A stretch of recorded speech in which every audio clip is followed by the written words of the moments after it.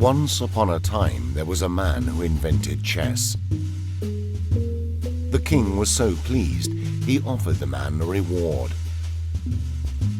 The man, who was very wise, told the king that he would only want 1 grain of wheat for the first square of the chessboard, 2 for the second, 4 for the third, and so on, doubling the amount for each square of the chessboard.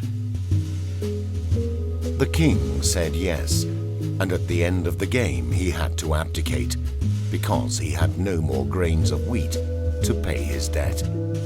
That is the nature of exponential growth, and our chessboard is planet Earth. 40 years ago, a report by a team of scientists from the MIT shook the world. They designed and ran the first global computer model ever, suggesting humanity should adapt to the physical limitations of planet Earth in order to avoid overshoot and collapse. During the last year, a group of us at MIT have been looking at exponential growth of our global social and economic system. We've been led to 5 basic conclusions. There are physical limits to growth, which, given current trends, are very likely to be encountered even during the lifetime of our children. This growth is going to stop. It must stop, and it will stop. Second, the most likely outcome of running into these limits, if we continue to ignore them, is that we'll overshoot those limits and collapse. I think that many people have found a new way of making fools of themselves in not recognizing that there are limits to human expansion. We appear to have a viable alternative to this outcome, one in which population and material production could be brought into balance with the finite environment and with our resources. We have learned that more is not necessarily better. That even our great nation has its recognized limits.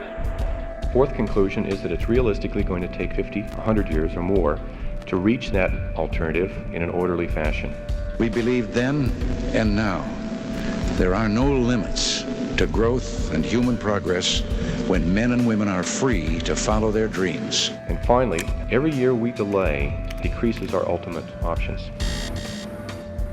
Their report was published in a book entitled The Limits to Growth, which turned out to be the most controversial environmentalist bestseller of all time. There can be no doubt what one subject has aroused most controversy among scientists during the past 12 months. I mean, of course, the prospect of doom for mankind because of pollution, overpopulation, overuse of resources. Well, I think that the conclusions of this study are completely wrong. If you check what happens if you vary all your assumptions together, then I understand from the Science Policy Research Unit at Sussex, who have actually been checking your model, the catastrophe disappears altogether. That's interesting. I spent all last Friday down with the Science Policy Research Institute, and they didn't indicate that. Well, this is developing debate who spoke to them last. I spoke to them this morning. After having spent 40 years fighting for their message, the authors gathered where the Limits to Growth saga began. Which options do they think we have today? 40 years ago, it was still theoretically possible to slow things down and come to an equilibrium. Now that's no longer possible. We are coming into a period of uncontrolled decline. We need now to start focusing specifically on the issue of resilience. If we go through this period of decline without foreknowledge, without preparation, I fear that it will strip away many of our fundamental values. The need is for early and strong action to avoid the problems that are already here and that will get worse in the future. The horrible fact is that democracy and capitalism will not solve those problems.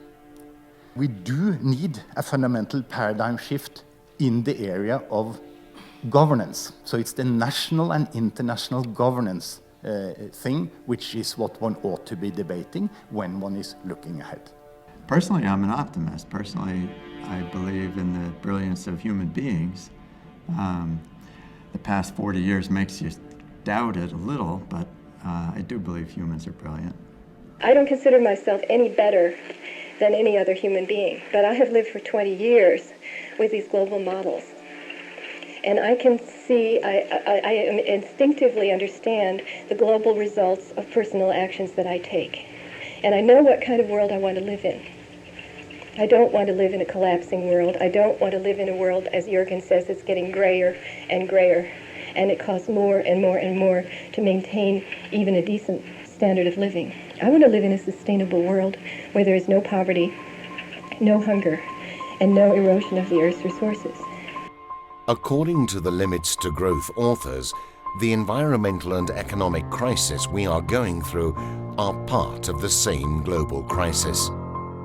They don't hold the truth, and they have different views on the future, but we should listen to them for the sake of new generations.